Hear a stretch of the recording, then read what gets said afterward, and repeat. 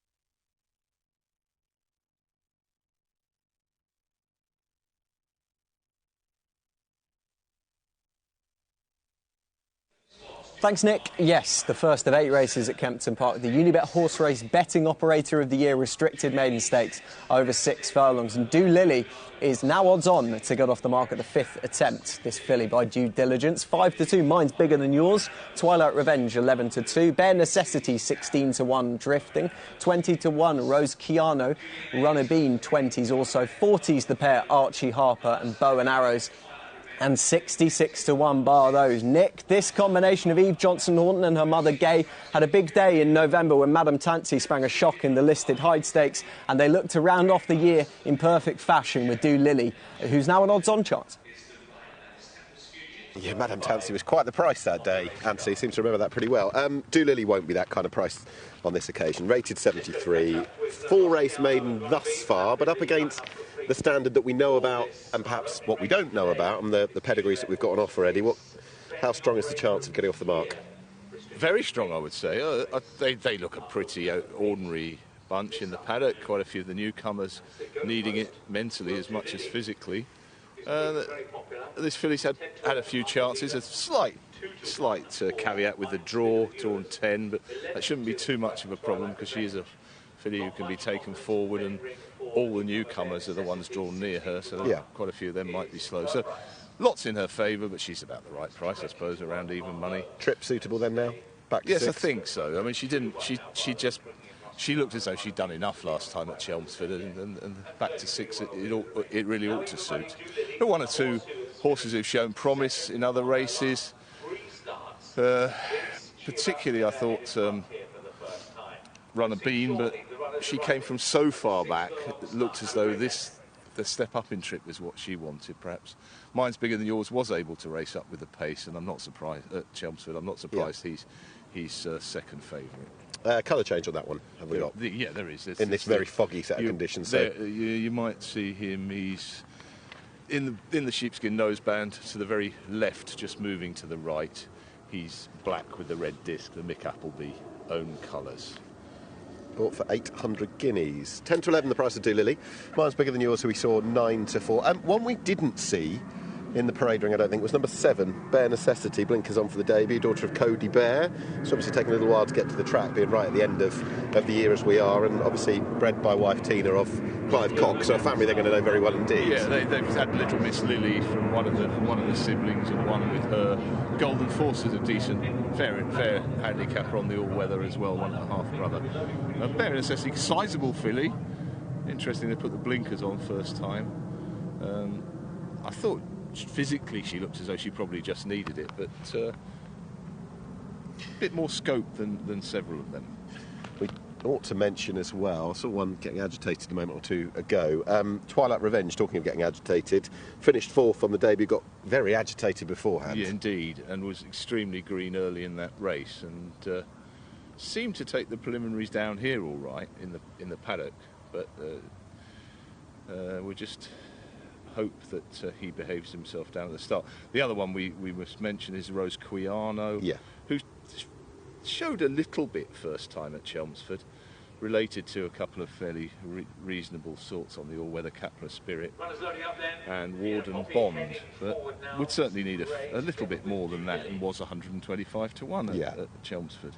Well, that's the kind of race we've got here. The bits of form on offer, barring those at the very top of the market. Well, even in the case of Mine's Bigger Than Yours, 50-1, they were big price horses for the debuts. They were indeed, but this is a fairly low-key event, so I'm not surprised. I wouldn't be surprised to see a few of them perform better in these next starts. Rose Chiano herself was very badly outpaced in that race and last turning in, but did put in a little bit of late headway at Chelmsford. We'll introduce commentator in a moment or two's time, but I just wanted to mention Archie Harper, a horse out of a mare, Harper's Ruby. You would have seen many times, I imagine, at Wolverhampton. Was a bit of a pro there. Yeah, quite a very sharp horse, filly, Harper's Ruby, and by Equiano, this Archie Harper should be all speed. He looked quite burly. He's there in the stalls already with the yellow cap. A big price, around about 40-1. So too Bow and Arrows, the Poppy, etc. Much bigger. So Do Lily, the market centering around, who's back to the 6 furlongs, rated 73, has had 4 goes so far. I was thinking 6 furlongs looks a positive, and he's 10 to 11 to get off the mark here. Mine's Bigger Than Yours, 9 to 4, Twilight Revenge 11 to 2, and then you bring in Debutant in the form of Bare Necessity 14s. Any final notes for a couple of minutes past post time? Oh, not really. I think we mentioned them all. Yeah. So Bow and Arrows is quite a big gelding by Brazen Bow. You'd expect him to improve with the run. Certainly bigger than the half-brother or half-sister, I think, Bamalama, who has won on the all-weather. Yeah, sprint trips as well. OK, so the loading process, what are we? Half of them getting on for slightly more than that, hopefully soon enough, the vast majority. Time to introduce the commentator, and it's a good afternoon. We've ticked past midday to John Hunt. Hi, Nick, Eddie, everybody at home. Good afternoon to you all. A chance to enjoy some flat racing here, hopefully in front of a clearing picture in front of us. This mist has been sweeping in and out through the morning. It's absolutely fine at the moment, but obviously for everybody's benefit, we wouldn't want it to get too much worse, would we? This is Gin and Tea waiting to go. One of a few who've taken a little bit of time to load up. Vienna Poppy is in now, but she was another one who took a little bit of persuasion. Is it to be Doolily's day today? Out there in stall number 10, first ride for David Probert today. David's got some interesting contenders through the afternoon. Well, Gin and Tea is safely in, so now down to the last few. Duly Amazed to come forward. Tempest Fugit. Time not flying by at the moment. The loading process still continues with Rosciano waiting to go as well in the purple and white striped sleeves. And still out the back as well is Bow and Arrows. Tempest Fugit out there on the outside, stall 12. Looks to be in safely, and that could well be down to the last two now. As Bow and Arrows will occupy stall 6, and Rosciano into stall number 4. She's going to be the last one in. Rosciano, Marco Gianni, what a year he had. Champion apprentice, of course, for 2021. And Rosciano guided in the last one. So this is the Unibet Horse Race Betting Operator of the Year, Restricted Maiden Stakes, to open up our 8-race card. We're good to go. And they're off and racing. So they start pretty well. Archie Harper just taken back in the early stages, and Gin and Tea ridden along and outpaced. On the wide outside, Runner Bean showing some speed now, cutting across to join Mine's Bigger Than Yours. These are the two leaders into the first bend. Bow and Arrows is right there as well. Doolily is in 4th place in these very early stages, followed then by Rosciano, who travels up in 5th. Bare Necessity in the spots is next, with Twilight Revenge towards the inside. Then slightly further back to Vienna Poppy. Tempest Fugit getting outpaced now, is at the back with Julie Amazed and Archie Harper, that slow starter. Gin and Tea is last of all as they move then well strung out down the home straight. So it's Mine's Bigger Than Yours and Theodore Ladd leading up from Runner Bean in 2nd place. Bow and Arrows next. Doolily's up on the outside. She has every chance from that position. Bare Necessity plugging on together with Rosciano next, and then Vienna Poppy staying on in behind those with Twilight Revenge up front. Mine's Bigger Than Yours still out in front. Doolily moves into 2nd place. Is that where she'll stay again today as they come up towards the line? Staying on is Bow and Arrows on the far side running rail, but Mine's Bigger Than Yours has won well. Shaped nicely at Chelmsford and has learnt plenty from that. Bow and Arrows tight for 2nd place there, together with Doolily, who's placed again. Bare Necessity came in behind those. Good performance. Colour change aboard the winner. Mine's Bigger Than Yours on 2nd start. Pulled away again at the end. Just over on the far side. It was tight, but just over on the far side. A debutant in 2nd in the form of Bow and Arrows, who's run particularly well. And Doolily, the one the market centred around, and the benchmark rating was back in 3rd. What did we make of that? Straightforward on the winner, who was pretty straightforward at Chelmsford and had more challenges for the lead at Chelmsford. Today, Runner Bean pressed early, rather the reverse of her effort last time when she couldn't go the early and came late, but it didn't work for her. She faded in the end to finish 5th or 6th. As they're coming into the home straight, the winner's in control of the race. Bow and Arrows ran a really nice race, travelled well on the rail in the pink sleeves. Here's the result of the second. Second was Bow and Arrows. Yep, confirmed. And 3rd was Doolily, who maybe looking a little bit trickless now, because they dropped back from 7 to 6. The draw didn't actually, was a little bit of a disadvantage because Runner Bean came out quickly and got ahead of her early. And when coming to try and challenge Doolittle, the response was okay, but only for a short period of about 100 yards, and then she's petered out and couldn't grab second from bow and arrows. The winner's just kept going. He'll stay a little bit further, I think, but they've done well to win a race with a horse that costs so little, 800 guineas. 800 guineas, well bought already. And what was the prize money for this? 2,774 to the winner. Obviously, they've come home in intervals in behind, the different profile, shape, sizes, different stages of readiness. A little bit of encouragement from bare necessity. A little bit. The blinkers first time rather temper that any too much of it.